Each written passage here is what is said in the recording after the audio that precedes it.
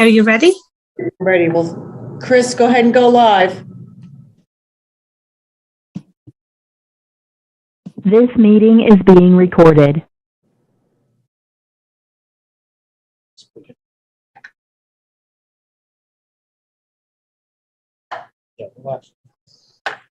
Good evening, everyone. My name is Christina Danis, and I'm the Assistant Director of Community and Economic Development for the Central Lina Regional Council.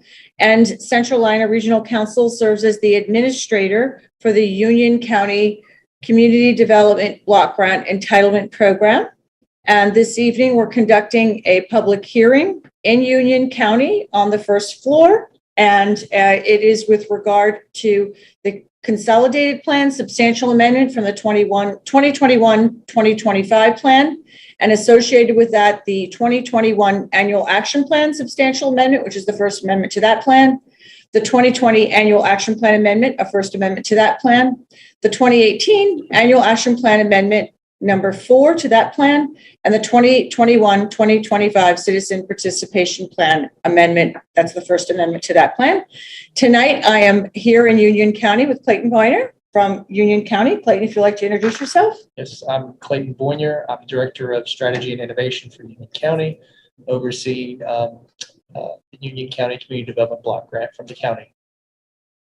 Thank you, Clayton. And virtually, I have Susie Kadar. Susie works with me at Central Lina. Susie, if you'd like to introduce yourself. Yes. Hi, everyone. I'm Susie Kadar, the Senior Community Economic Development Coordinator with Central Lina, and I'm working with Chris on this project. Thank you, Susie. Thank you, Clayton. Okay, so I've gone over what the amendments are tonight and what the public hearing is related to.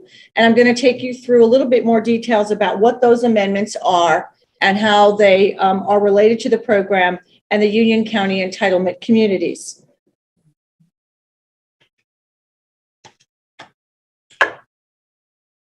This is the public hearing for those documents. It's going to provide a CDBG program overview. It will go through the proposed amendments, and we will be open for public feedback, comments, or questions. There will be the opportunity to provide feedback and comments this evening, but you can also do that online or via email beyond this evening, and I'll provide those details. The CDBG program. Okay, so the Community Development Block Grant Program, it's a flexible program, and it provides communities with resources to address a wide range of housing and community development needs.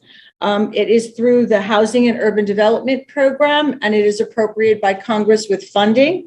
The CDBG Entitlement Program allocates annual grants to develop viable communities by providing housing, suitable living, and opportunities to expand economic opportunities for low and moderate income persons.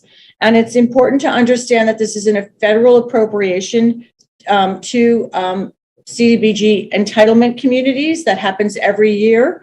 And there are other opportunities for CDBG, but Union County is an entitlement. And I also want to recognize that it is targeted for low and moderate income persons. That's a requirement of the program.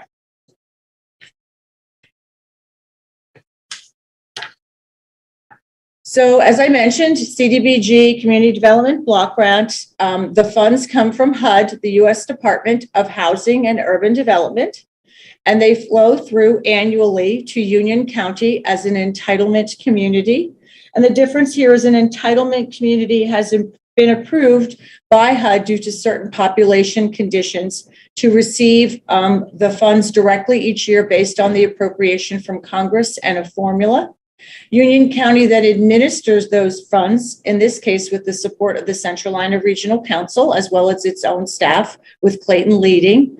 And that money goes to subrecipients, nonprofits, and towns and beneficiaries that meet the eligibility of low and moderate income individuals. The allocation of CDBG funds is prescribed by HUD. Up to 20% of the award for planning and administrative cost may be allocated for that. And planning and administrative cost is administering the program, managing the funds, filling out the forms, making sure that the audit and monitoring and compliance is in place. Up to 15% of the annual allocation from HUD is allowed for public service. And those activities in the entitlement community are based upon what they choose to fund. HUD doesn't prescribe those. They give some criteria for eligibility, but Union County gets to decide every year how they would like to allocate those public service funds based on conditions and input from subrecipients and the county. The remaining 65% is then available for eligible projects that meet the goals and objectives that are defined in the 5-year consolidated plan. And we're talking about that 5-year consolidated plan this evening as part of the public hearing and an amendment that we're going to do to that process in accordance with the HUD and the CDBG guidelines. Currently in Union County, there are 10 municipalities that have chosen to participate in the Union County CDBG entitlement program. And they've all signed agreements with Union County, cooperating agreements to participate in the program. Marshville, Monroe, Stallings, Waxhaw, Weddington, Wingate, Fairview, Indian Trail, Mineral Springs, and Wesley Chapel. And this amendment is also bringing those additional 6 in, which were Weddington, Wingate, Fairview, Indian Trail, Mineral Springs, and Wesley Chapel. The CDBG program components are really related to these 4 topics for reporting. The consolidated plan, which we're talking about tonight, is a 5-year plan. It examines the long-term goals of the program and the resources that it brings to meet those goals. Every year, the program is required to conduct an annual action plan where projects are selected and annual goals and objectives are evaluated.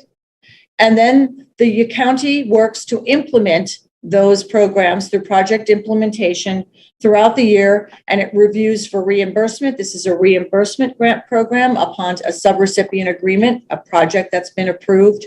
And then there's also reporting and monitoring that happens all throughout the year to make sure that the HUD guidelines via CDBG are being implemented properly by not only Union County, but those individuals that have benefited from receiving the funds from Union County as subrecipients. At the end of the year, every year we do a CAPER as part of the program. HUD requires that. This is available, as all of these documents are, to the public on Union County's website. And the CAPER talks about the accountability to the community and the accountability to HUD. It's really the transparency annual reporting document. It identifies the nature of projects, what they spent during the year, and the nature and extent of the beneficiaries throughout the community that have benefited from those dollars. So it's the annual tracking of that program for HUD. The 5-year consolidated plan is the strategic plan. In other words, it's this 5-year overview which describes the community needs, the resources, its priorities, and the activities taken under the CDBG program. When you do the 5-year program, which we're in right now, we're amending it tonight with 1 amendment, you also include in that first year the annual action plan. It's for the first year of that 5-year period, they're combined. So this year we will have an annual action plan for 2022, which will be a standalone plan. The annual action plan describes the funding levels and activities that are undertaken throughout the year and the upcoming program for the CDBG subrecipients and the program areas that Union County has identified to address the priority and needs and are outlined in the plan. So as I said, all of these documents are available and you can look at them on Union County's website. And at any time you can contact Clayton, whose information we will share, as well as myself or Susie, who's here tonight, if you have questions about how the plan works or how it's implemented. The Citizen Participation Plan is a document that describes the policies and procedures for involving citizens in this critical planning process. It serves as transparency for the program, and it speaks to the funding recommendations and priorities of the CDBG program. It's an important component of the program, and I'll give a little bit more about that. So the Citizen Participation Plan is really prepared in accordance with the consolidated plan. So they move together. And in that component of the consolidated plan, there's an opportunity for the residents to participate and advise about the planning and implementation and assessment of the program. And it sets forth the policies and procedures for resident participation. It indicates that Union County must conduct at least 2 public hearings per year and allow residents adequate time to comment on proposed activities and reports through a public comment period. The CAPER, the annual program, and certain components have 15 days and other components have 30 days. And this allows for comment to inform substantial amendments that are being made to the consolidated plan and annual action plan. So the citizen participation plan component is what we're doing tonight. We are changing the consolidated plan and amending it, as well as several annual action plan items. And this is a citizen participation plan evening that we're conducting. So what are we doing? The first is the 2021-2025, again, 5-year consolidated plan substantial amendment, the first amendment to this plan. And it's proposed to add the new municipalities that have agreed to participate in the Union County CDBG consortium. And they've already signed agreements with Union County and have been in the process. Fairview, Indian Trail, Mineral Springs, and Wesley Chapel have been added. The 2021 annual action plan submittal it's also a first amendment to this. And this is where in the annual action plans, you express the spending plan and the projects that are being proposed. That plan is being amended for the removal of the Jesse Helms Park project for Union County Parks and Recreation. That project was originally allocated $215,000. These funds will now be allocated between the town of Wingate wastewater street level system infiltration reduction and the town of Marshville wastewater street level system infiltration reduction project. These projects will become new projects in FY 21-22 and will be allocated funds which were originally spoken about in the 2021 action plan for Jesse Helms Park. The 2020 annual action plan, this is the first amendment to that plan, and it's proposed to allocate funds in the amount of $5,679.17 to the FY fiscal year 21-2022 Town of Marshville wastewater street level system infiltration reduction project. This is to bring that project to its funding needs, and the funds will be reallocated to Marshville as a result of this decision. The 2018 annual action plan amendment number 1 is proposed for allocating $59,320.83 of unallocated funds from the 2018 plan that are being allocated to the FY fiscal year 21-22 Town of Marshville wastewater system street level system infiltration reduction project and the FY fiscal year 21-22 Town of Wingate wastewater street level system infiltration reduction project. So what we're really talking about is taking funds that were not spent or a change of project description in need and allocating them to Marshville and Wingate for these projects.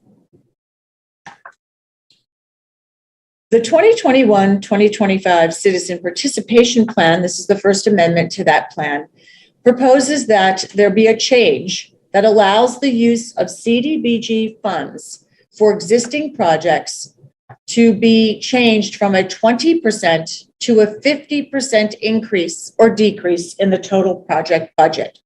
And what that's saying is that previously in the citizen participation plan, when a public process or hearing was required, a project had an increase of just 20% more or less, and that triggered the citizen participation plan. The county is proposing to change that 20% to a 50% increase or decrease in the total project budget. And the reasoning for this is it will help to reduce the frequency of subjecting new projects to a lengthy consolidated plan and annual action plan amendment process. One of the reasons that this has become a priority for Union County is that it's very important that CDBG funds be spent to benefit low and mod individuals throughout the year. And there's a timeliness factor that comes with these funds. And what was realized, what this 20% was prohibiting the benefits to to individuals in the program because it was taking too long, particularly with supply chains and COVID and different projects. It was realized that the 50% would be a better reflection of the project and project needs. So, as I said, tonight's not the only night that you get to do this. We have the comment period open until March 5th, and your comments will be reviewed and considered as part of these amendments. And there are two ways to participate. You can present your comments at this virtual hearing tonight that we're conducting. You can send written comments to the address on the screen, 500 North Main Street, Monroe, North Carolina 28112. Attention Clayton Boyner, CDBG Citizen Participation Coordinator and Director of Strategy and Innovation. Or you can email your comments to cdbg@unioncountync.gov. And we hope that you will participate, review these plans, and provide us with comments. Any questions? Hearing none. Thank you. Thank you from myself, Christina Danis with the Central Iowa Regional Council. And I'll let Clayton and Susie say their own thanks and good evening. Thank you for those of you who may have joined us this evening. Again, please submit your comments to either written to me at the Union County Government Center or via email at cdbg@unioncountync.gov. Thank you for joining us and have a wonderful evening, everyone. Thank you, everybody. And thank you for your participation and your interest in this program. Have a good evening.